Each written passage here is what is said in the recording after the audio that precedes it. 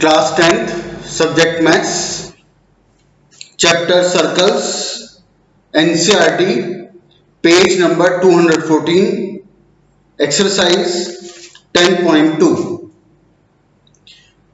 इस एक्सरसाइज का हमारा एक लास्ट क्वेश्चन बचा है 12th और इस पूरे ही चैप्टर में चाहे हम इसको एनसीईआरटी से करें या बाहर से इस चैप्टर को सबसे लेंथी क्वेश्चन है, सबसे लेंथी सॉल्यूशन है इसका, वो भी तुम देखोगे ही। क्वेश्चन नंबर 12 फिगर यहां पर दी गई है। एग्जाम में ये क्वेश्चन भी बिना फिगर के आता रहा है, तो ऐसा माइंड मेकअप करके चलना कि हो सकता है हमें खुद से फिगर बनानी पड़े, और फिगर बनाने में कोई ऐसा खास इसमें है भी नहीं। इसमें हमें बोला गया कि एक triangle ABC circumscribe a circle of radius 4 centimetre, और उसके बाद सीधा हम फिगर में देखें तो इसके अंदर CD आप फिगर में देखो डायरेक्टली, जो पॉइंट ऑफ कांटेक्ट D है वहां से CD की लेंथ 6 सेंटीमीटर है, BD की लेंथ 8 सेंटीमीटर है। अभी हमसे चाहता है find the other sides of the triangle, हमें फाइंड आउट करना है AC एंड AB। तो जितना सीधा सीधा क्वेश्चन नजर आ रहा है उतना सीधा नहीं है, काफी काम है इसमें। तो इसको देखो, मतलब उतना ही काम है जैसे तुम्हें याद होगा क्लास 9th में सर्कल्स का जो सेकंड लास्ट एक्सरसाइज थी जिसमें सिर्फ 6 क्वेश्चन थे, उसमें जो एक लास्ट में 6th क्वेश्चन था तुम्हें याद होगा कितना लेंथी जाता था वो, तो कुछ ऐसा ही इसमें भी होगा। हमारे यहां पर ये फिगर थी, मैंने ये फिगर बनाई। अब ये फिगर बना करके, अब जैसे कि इस चैप्टर के शुरू मैंने कहा था कि अगर क्वेश्चन में हमें एंगल्स के बारे में कोई भी इंफॉर्मेशन दी गई होगी, एंगल के बारे में पूछेगा, तो हमें 90 वाला कंसेप्ट का यूज करना होता है। लेकिन अगर उसने ना तो एंगल दिया और ना एंगल्स के बारे में पूछा, तो जनरली हम वो कंस्ट्रक्शन का रेडियस को ज्वाइन करने वाला काम या वो परपेंडिकुलर बोलने वाला काम नहीं होता। लेकिन इस क्वेश्चन में मिला जुला लगभग वो सारा काम होगा। जैसे कि मैंने बताया था कि परफेक्ट नहीं है, लेकिन कहीं कहीं दोनों चीजें अप्लाई भी होती है। तो इस क्वेश्चन में हम देखेंगे दोनों चीज अप्लाई होगी, हमें कंस्ट्रक्शन करनी पड़ेगी और कंस्ट्रक्शन का काम भी काफी है।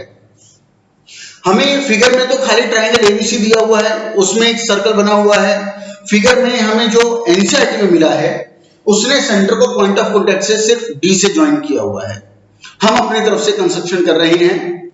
हमने सेंटर को वर्टेक्स ए से भी ज्वाइन कर दिया, बी से भी ज्वाइन कर दिया, सी से भी ज्वाइन कर दिया। हमने तीनों वर्टेक्स से सेंटर को ज्वाइन कर दिया। इसके अलावा एनसीईआरटी की फिगर में उसने सेंटर को पॉइंट ऑफ कांटेक्ट डी से ज्वाइन किया हुआ है। पॉइंट ऑफ कांटेक्ट अकेला यहां पर डी नहीं है, इसके अलावा भी है। एक ये पॉइंट ऑफ कांटेक्ट था, इसको मैंने पी का नाम यहां दिया हुआ है। एक पॉइंट ऑफ कांटेक्ट यहां था, इसको क्यू मैंने दिया हुआ है। तो मैंने सेंटर को पॉइंट ऑफ कांटेक्ट पी से भी ज्वाइन कर दिया और पॉइंट ऑफ कांटेक्ट क्यू से भी ज्वाइन कर दिया। तो अब हम यहां ये देखते हैं, अब ये कंस्ट्रक्शन हमने क्यों की, आगे वाले स्टेप में तुम्हें सारा समझ आएगा। हमने अब यहां ये देखा, फिलहाल अब इस चैप्टर का यूज हम करेंगे। तो सी एक एक्सटर्नल पॉइंट है, सी से एक सीडी टेंजेंट गई, सी से एक सीपी टेंजेंट गई, ये दो टेंजेंट गई ना। एक एक्सटर्नल पॉइंट सी से एक सीडी टेंजेंट है और एक सीपी टेंजेंट है। और कंसेप्ट क्या कहती है, length of two tangent from an external point are equal. इस पॉइंट से खींची गई जितनी भी टेंजेंट होगी इक्वली होगी, और दो ही हो सकती है। इसकी लेंथ कितनी दी गई थी, 6, तो ये भी कितना हो गया, 6। ऐसी एक्सटर्नल पॉइंट बी से एक बीडी टेंजेंट, उसी एक्सटर्नल पॉइंट बी से बीक्यू टेंजेंट, ये 8 था, तो ये भी कितना हो गया, 8 सेंटीमीटर। बचा एपी हमें नहीं पता, बचा AQ हमें नहीं पता। तो हमने AP को मान लिया x, तो AQ भी होना था x, क्योंकि वही A से एक AP टेंजेंट, उसी पॉइंट एक्सटर्नल A से एक AQ tangent, length of two tangent are equal, ये x, तो ये भी हो गया x। हमें फाइंड आउट करनी है इसकी साइड्स AB एंड AC। अब AB के लिए 6 तो हमारे पास तैयार हो चुका है, सिर्फ इस x की कमी है, AP की पूरी लेंथ हमारे पास आ जाएगी। ऐसे ही अब हम AB को देखते हैं। AB पर ये वाला पार्ट 8 तो तैयार है, ऊपर AQ वाला X वाला पोर्शन हमारा पेंडिंग है, ये और आ गया तो पूरा AC भी आ जाएगा। तो हमने क्या किया, यहां पर ये ट्राइंगल ABC, इसकी तीनों साइड्स हमारे पास है, डायरेक्ट या इनडायरेक्ट। क्या क्या साइड है, BC हमारे पास 6 + 8 14 है, BA हमारा कितना हो गया 8 + x, AC कितना हो गया 6 + x। तीनों साइड हमें पता है इनडायरेक्टली, तीनों साइड से पता है, तो अब हम इसका एरिया निकालते हैं। अब एरिया कैसे निकालें, एरिया निकालने के लिए दो बातें हो सकती है, या तो half into base into height और या फिर हेरॉन फार्मूला। अब half into base into height तब लगता है जब आपका बेस पे एक सीधा परपेंडिकुलर हो, तभी आप half into base into height लगा सकते हो। अब इस क्वेश्चन में यहां पर ओडी तो परपेंडिकुलर हो जाएगा, क्यों, क्योंकि ये टेंजेंट है, ये रेडियस है, टेंजेंट रेडियस 90 बनाएंगे। यहां पर ये भी टेंजेंट है, ये पॉइंट ऑफ कांटेक्ट पे रेडियस ज्वाइन हो गई तो ये भी 90 बनेगा। यहां पे ये टेंजेंट है, यहां पे ये रेडियस है, पॉइंट ऑफ P पर ये भी 90 बनाएगा। तो मैं ये बात कर रहा था, DO तो परपेंडिकुलर है, लेकिन AD पूरा परपेंडिकुलर नहीं बोला जाएगा, क्योंकि हमने सेंटर को केवल सभी पॉइंट से ज्वाइन किया है। सेंटर को D से ज्वाइन किया, सेंटर को ऊपर O से ज्वाइन किया, तो इसका मतलब ये बिल्कुल भी नहीं है कि AOD एक सीधी लाइन होगी, ना तो ये है ना ये हो सकती है, तो ऐसा सोचना भी मत।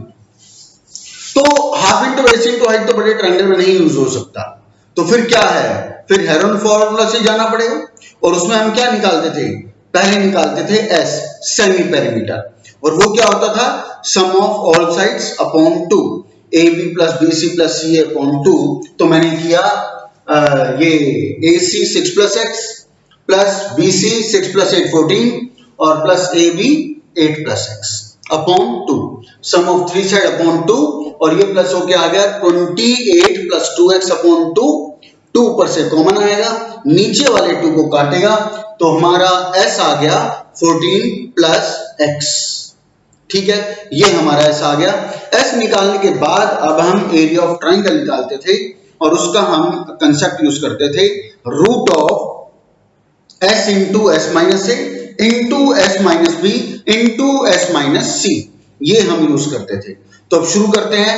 S हमारे पास है, तीनों साइड्स हमारे पास है, वो चाहे डायरेक्ट हो या इनडायरेक्ट हो वो एक अलग बात है।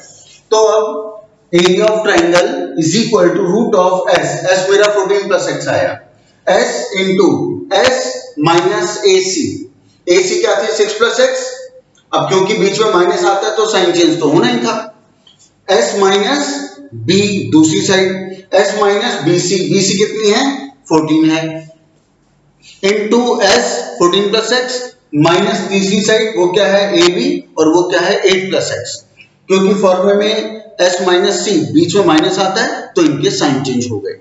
अब इनको प्लस माइनस करके हमारा ये बचा, इनमें जो भी प्लस माइनस हो सकते थे वो सारा ऑपरेट करके हमारा ये बच गया।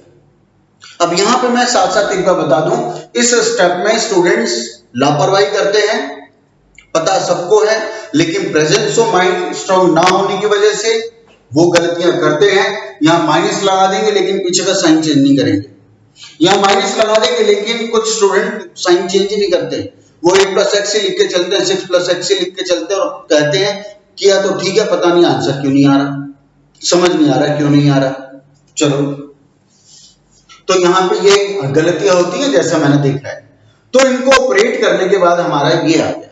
अब इससे आगे हम इसका फिलहाल कुछ नहीं कर सकते।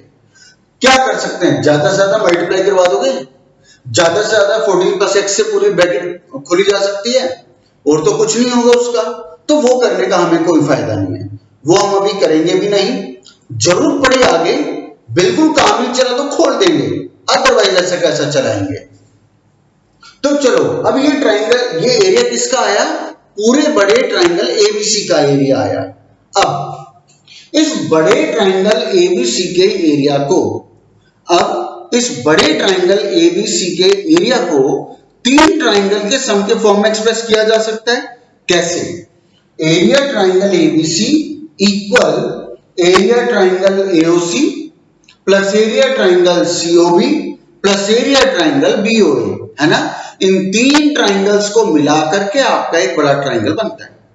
तो अब हम ये करते हैं, एरिया ट्राइंगल बड़े वाला एबीसी जो मेरा आया यही आया था ना, इज इक्वल टू, ये कैसे बना, ये उन तीन ट्राइंगल्स को मिला के बना, तीनों बर्फियों को मिला करके बना। पहली बर्फी है एरिया ट्राइंगल एओबी, वो वाला, दूसरी बर्फी बीओसी, और तीसरी बर्फी सीओए। तीन बर्फियों को मिला करके ये पूरा ट्रायंगल बनता है। अब बड़े ट्रायंगल का तो एरिया हमारे पास आया हुआ है, हमने हेरम से निकाल लिया उसको। अब एओबी के एरिया की बात करते हैं। Area triangle AOB half into base into height यहां लगा सकते हैं क्योंकि हमारे पास है। इस ट्रायंगल एओबी में ये OQ तो हो गया परपेंडिकुलर, क्योंकि रेडियस टेंजेंट 90 बना रहे हैं, ये हो गया परपेंडिकुलर, और ये पूरा हो गया AB बेस। परपेंडिकुलर कितना है 4 सेंटीमीटर, क्योंकि क्वेश्चन में रेडियस 4 सेंटीमीटर दी गई है। बेस क्या हो गया 8 + x। ऐसे ही area triangle AOC half into base, ये रहा AC क्या है 6 + x, इंटू हाइट कौन सी है OP। क्यों है हाइट, क्योंकि रेडियस टेंजेंट 90 है और वो कितना है 4 सेंटीमीटर। क्यों, क्योंकि क्वेश्चन में रेडियस 4 सेंटीमीटर दी गई है। Plus area triangle BOC half into base CB कितना है 6 + 8 14 इंटू हाइट, ये रही OD। ये हाइट क्यों है, क्योंकि ये रेडियस टेंजेंट 90 बना रही है इसलिए हाइट है, और कितनी है 4 सेंटीमीटर। क्यों है, क्योंकि रेडियस दी गई है। तो हमने तीनों ट्राइंगल का half into base into height, half into base into height, half into base into height. काटने को यहां से 1/2 को 4 से काटा जा सकता है, मैंने नहीं किया। मैंने हाफ और 4 कॉमन निकाल लिया। हाफ और 4 सबके पास था, कॉमन निकाले, यहां पे कटिंग करा लेंगे ना। अंदर क्या बचा, यहां से x + 8, यहां से 14 और यहां से 6 + x। अब इसको आगे ऑपरेट करते हैं।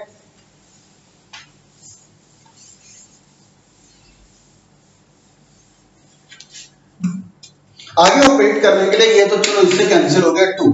अब हमारे पास है ये 14 + x 8x into 6 is equal to, ये कट गया 2, यहां कितना होगा तुम्हारा वही 24 + 2x। अब यहां क्या करें, यहां बेटर होगा ब्रैकेट खोलने के बजाय कॉमन निकाल लो। √14 + x 8x 6 is equal to 2 into 2, ये बच गया, मुझसे कहीं गड़बड़ हो गया है, कितना होगा 28 होगा। तो ये हो गया 14 + x, ठीक है, ये आ गया 14 + x। अब देखो, अब यहां भी क्या कर सकते हैं, ब्रैकेट खोल सकते हो, वो तो ऊपर भी खोली जा सकती थी, वो हमने किया नहीं, तो अब हमें करना भी नहीं चाहिए। तो दूसरा स्टेप क्या हमें अप्लाई करना चाहिए, अब हमें निकालना, देखो x हमारा अंडर रूट में फंसा हुआ है, इसमें अंडर रूट में फंसा हुआ है, यहां पे अंडर रूट से बाहर है। जब तक ये रूट नहीं हटेगा हम x निकाल ही नहीं सकते। जब तक ये रूट नहीं हटेगा हम आगे इसको ऑपरेट कर ही नहीं सकते। तो रूट कैसे हटाएं, तो रूट हटाने का एक ही तरीका स्क्वायरिंग बोथ साइड कर दो। तो करते हैं स्क्वायरिंग। हमने स्क्वायरिंग बोथ साइड कर दी, स्क्वायरिंग से रूट हटा तो बच गया 14 + x into 8 into x into 6, और ये कितना हो जाएगा, ये हो जाएगा 16। 4 है ना, 4 का स्क्वायर 16 हो जाएगा, और ये हो गया 14 + x whole square, 14 + x whole square. अब सोचो, अब इसका नेक्स्ट स्टेप हमें क्या अप्लाई करना चाहिए, खुद सोचो।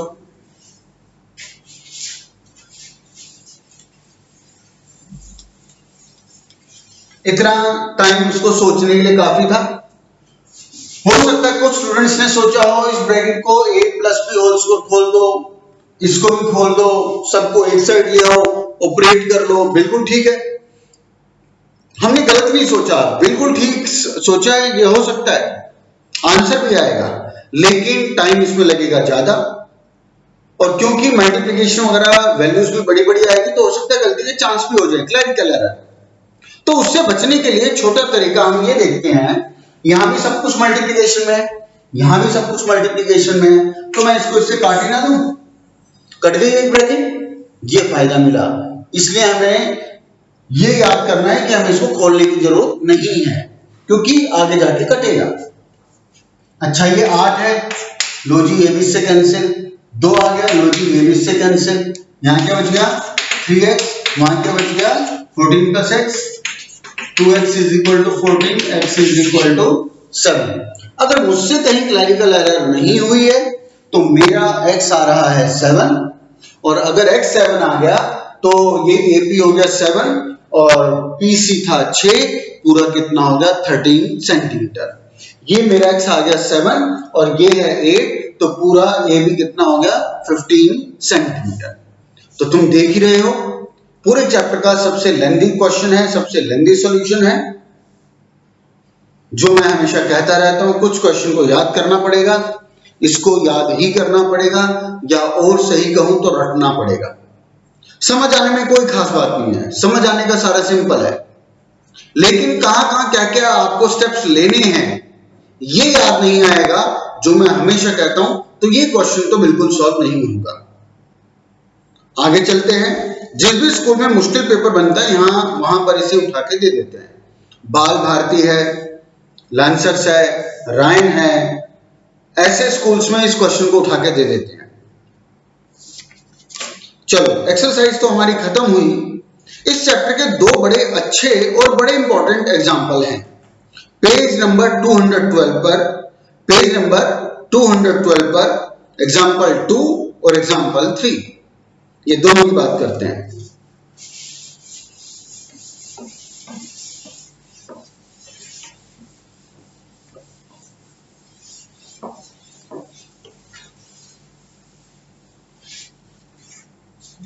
यहां पर एग्जाम्पल 2 कैसे किया हुआ है ये तुम्हें एनसीईआरटी में नजर आ ही रहा है।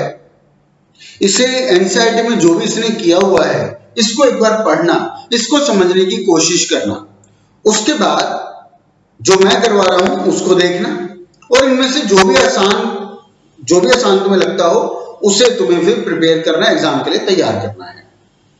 और अगर मुझे ठीक से याद है तो एग्जाम्पल नंबर 2 इस साल के पेपर में आया था, अगर मुझे ठीक से याद है तो। चलो एग्जाम्पल 2 शुरू करते हैं।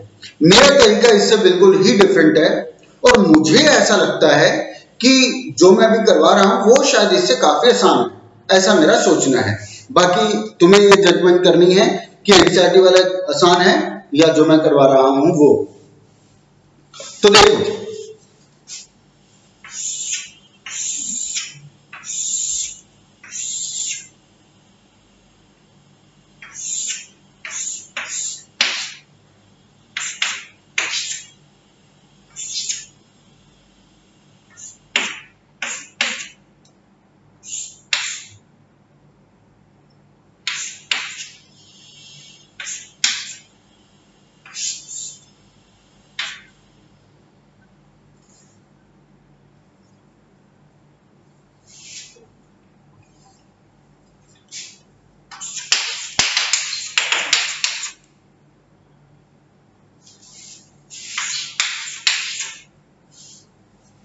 यहां पर फिगर तो तुम्हारे सामने है ही, जो प्रूव करना है वो भी तुम्हारे पास है। अब इसको जरा थोड़ा दूसरा समझें। मैंने तो OQ को भी ज्वाइन कर दिया है, बाकी और मेरी कोई कंस्ट्रक्शन नहीं है। यहां पे ये रेडियस है, ये टेंजेंट है, P पॉइंट ऑफ कांटेक्ट है, तो पूरा TPO 90 डिग्री होना चाहिए, 1 + 3 90 होना चाहिए। यहां पे OQ रेडियस है, TQ टेंजेंट है, तो OQT ये भी 90 डिग्री होना चाहिए। ओवर। नेक्स्ट, अब अगर मैं इस पूरे 90 में से, यहां से समझना, पूरे 90 डिग्री में से एंगल 1 माइनस कर दूं तो कौन सा एंगल बचेगा? एंगल 3।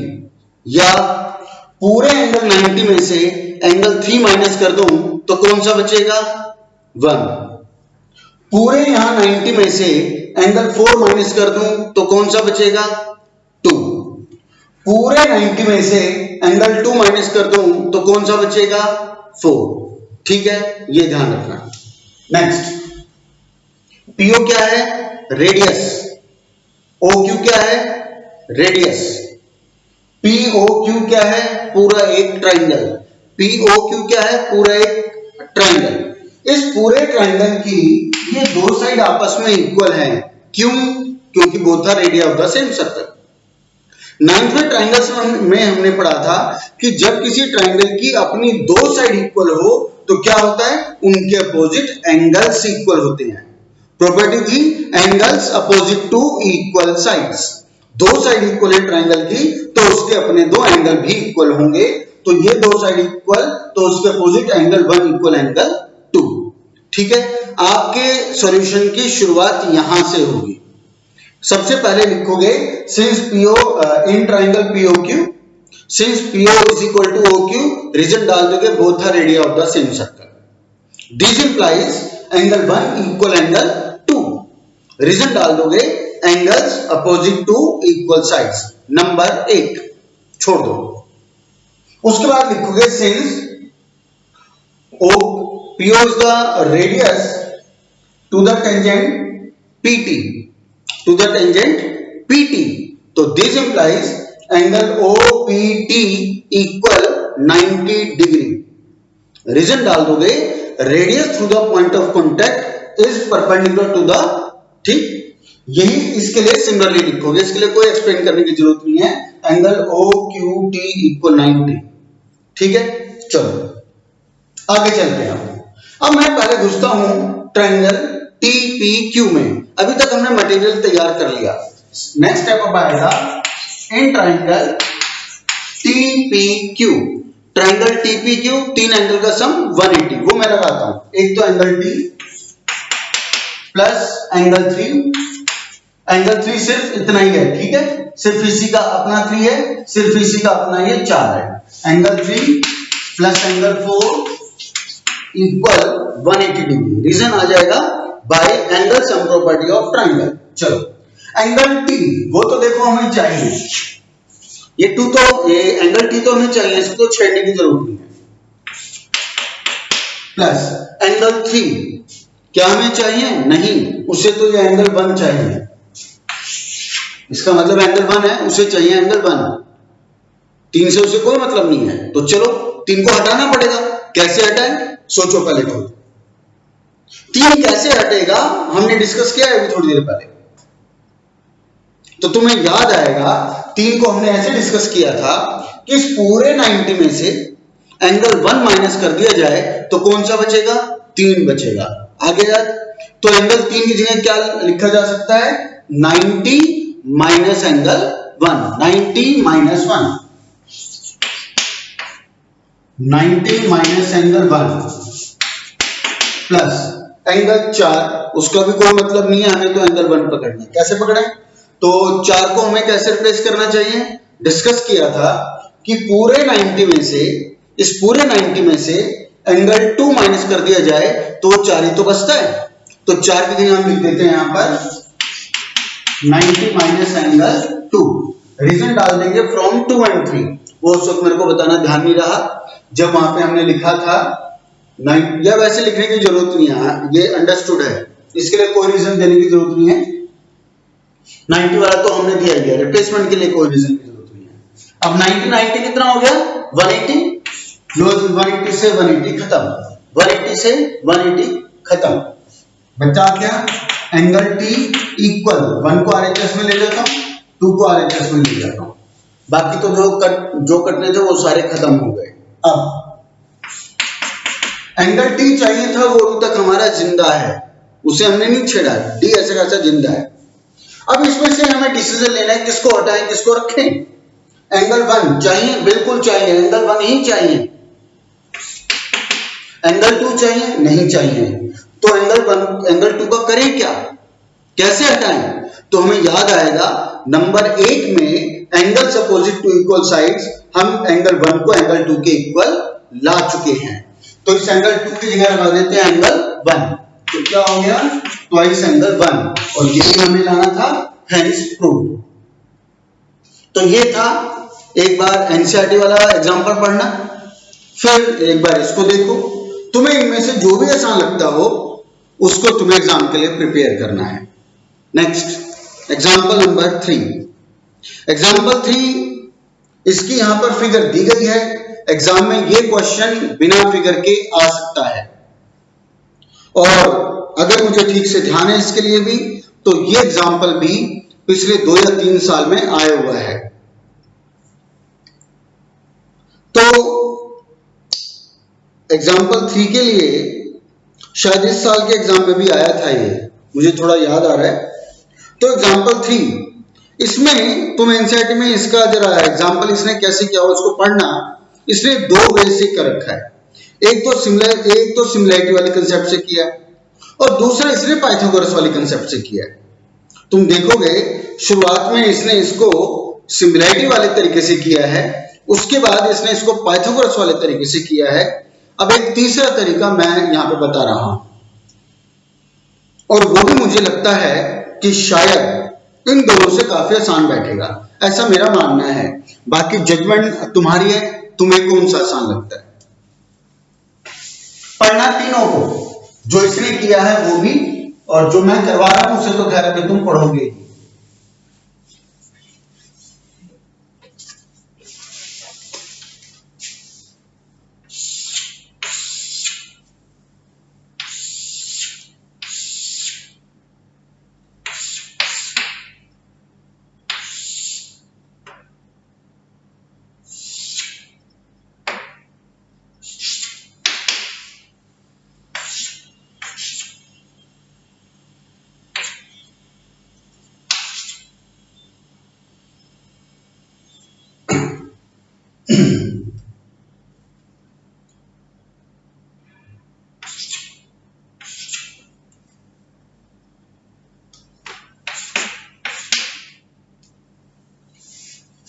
चलो, ये हुई फिगर।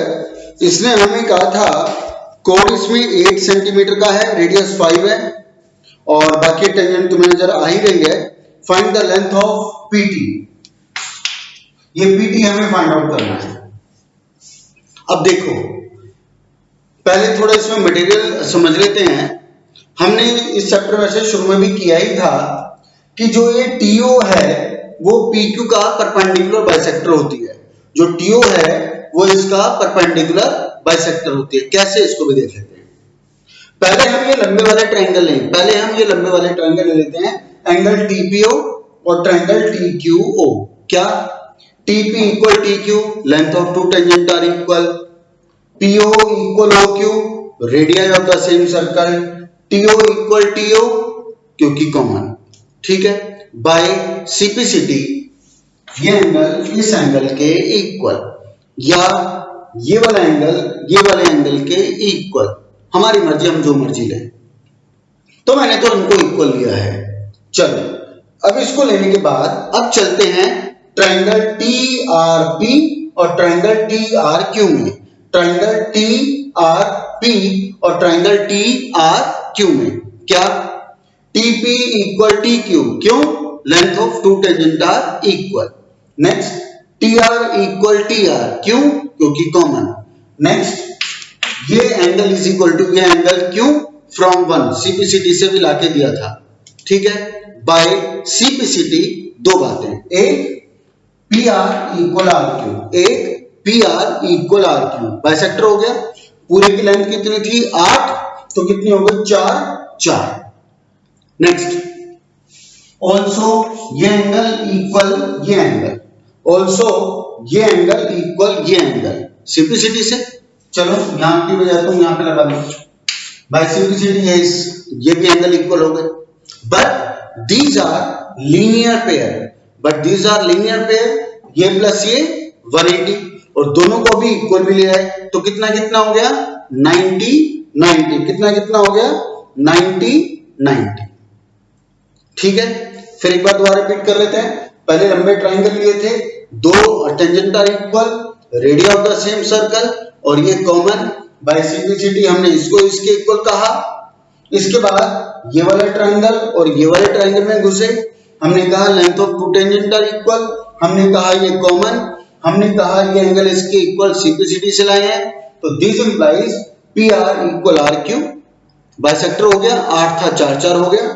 ऑल्सो ये एंगल इसके equal, but these are linear pair 180, equal है तो 90 90, तो ये यहाँ पे परपेंडिकुलर बाइसेक्टर हो गया। ये यहाँ पे क्या हो गया, परपेंडिकुलर। अब जो मैंने इसको परपेंडिकुलर बाइसेक्टर प्रूव किया, ये सारा कराने की बिल्कुल भी जरूरत नहीं है, बिल्कुल भी जरूरत नहीं है। मैं अगर इस चीज को डायरेक्ट कहता और आगे बढ़ता तो हो सकता है कुछ स्टूडेंट सोचते ये लाना पड़ेगा क्या, ये कैसे आया। तो समझाने के लिए मैंने इतना हिस्ट्री में गया हूं, हमें ये सब नहीं करना। हम सिंपल ये बात लिखेंगे, since TP equal TQ, simple इतना लिखो, since TP equal TQ both are tangent from an external point, तो this implies triangle PTQ is an isosceles triangle. Triangle PTQ is an isosceles triangle. This implies TO या TR जो भी देना चाहो, TO या TR is the perpendicular bisector of PQ, is the perpendicular bisector of PQ। इसको ऐसे direct use किया जा सकता है, ठीक है, इसको ध्यान रखना। चलो यहां तक तो हम आ गए। अब बिल्कुल नया काम इसमें मैं क्या करूंगा, और अभी तो खैर एनसीईआरटी है, बाहर से जब इस चैप्टर को करेंगे तो बाहर से तो बहुत क्वेश्चन मैं तुम्हें दिखाऊंगा जो काम इसमें करने वाला हूं। मैं अब ये इतना एंगल, सिर्फ इतने एंगल को थीटा मार्क कर रहा हूं, इसको मैंने मार्क कर दिया थीटा, ठीक है। नेक्स्ट यहां पे परपेंडिकुलर है इस छोटे ट्राइंगल के लिए, ये PRO हमारा राइट ट्राइंगल है ना, जो हम 90 लेकर के आए। अब बड़े वाले में देखो, बड़े वाले में ये रेडियस है, ये टेंजेंट है, तो ये कितना हो गया, 90 होगा ना, तो हमारा ये भी 90 हो गया। अब मैंने इसको थीटा मार्क किया था, मैं इसको ट्रिग्नोमेट्री से करूंगा, और जब ये बाहर से चैप्टर करेंगे तो तुम देखोगे काफी क्वेश्चन आएंगे जिसमें ट्रिग्नोमेट्री बड़े आराम से बहुत बढ़िया एप्लीकेबल होती है।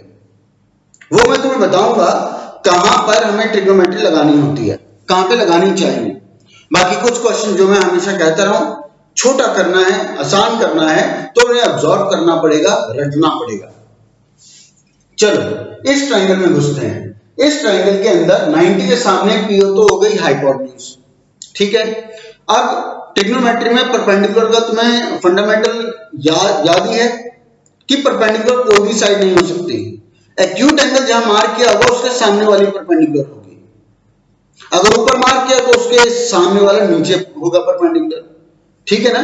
अब एक्यूट एंगल ये मार्क किया है, इस ट्रायंगल के लिए एक्यूट एंगल ये मार्क किया है, तो इसके सामने PR होगी ना परपेंडिकुलर, तो PR होगी परपेंडिकुलर, बचा RO क्या हो जाएगा, बेस। RO क्या हो जाएगा, बेस। जरा वो बेस और निकाल लेते हैं।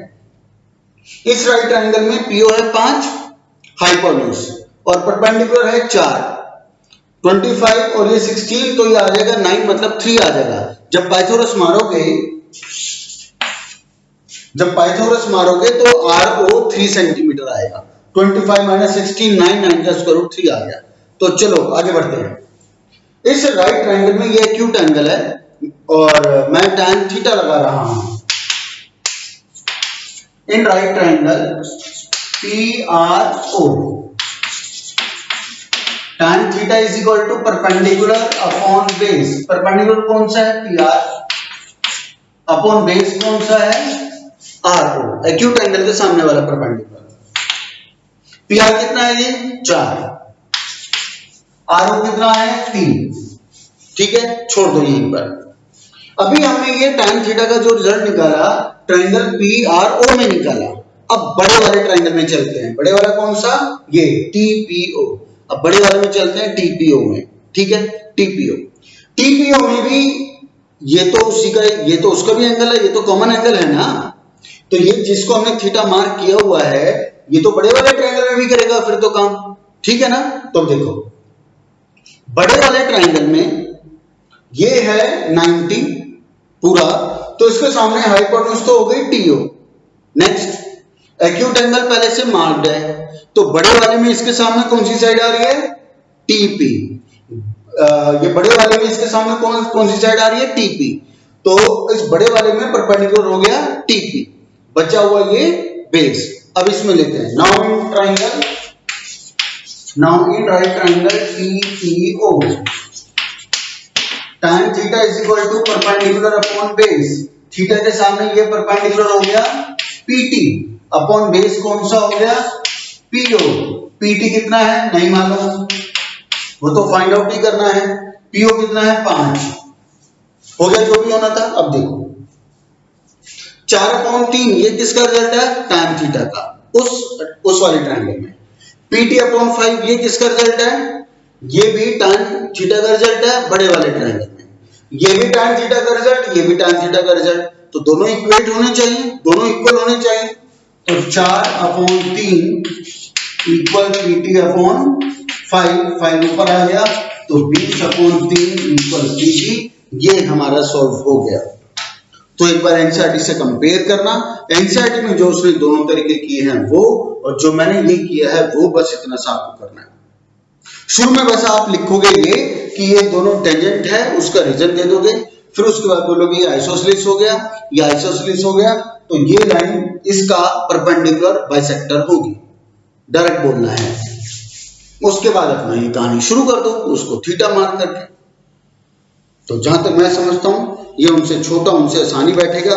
और तुम्हें अब ये पता लग ही गया होगा कि कुछ क्वेश्चन इसके वाकई अच्छे क्वेश्चन है। ये दोनों एग्जांपल तुमने देख ही लिया कि एक्सरसाइज में जो क्वेश्चन है वो तो है ही, लेकिन ये उनसे ज्यादा अच्छे क्वेश्चन है।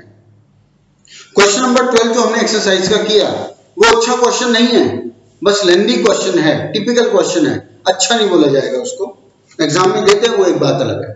तो आज की डेट के ये हमारे 3 क्वेश्चंस हुए हैं, ये तीनों क्वेश्चन आप करके भेजेंगे आज रात तक। धन्यवाद। और इसको मल्टीपल राइटिंग प्रैक्टिस करके ही याद कर पाना पॉसिबल होगा, अदरवाइज क्या होगा तुम्हें खुद पता है।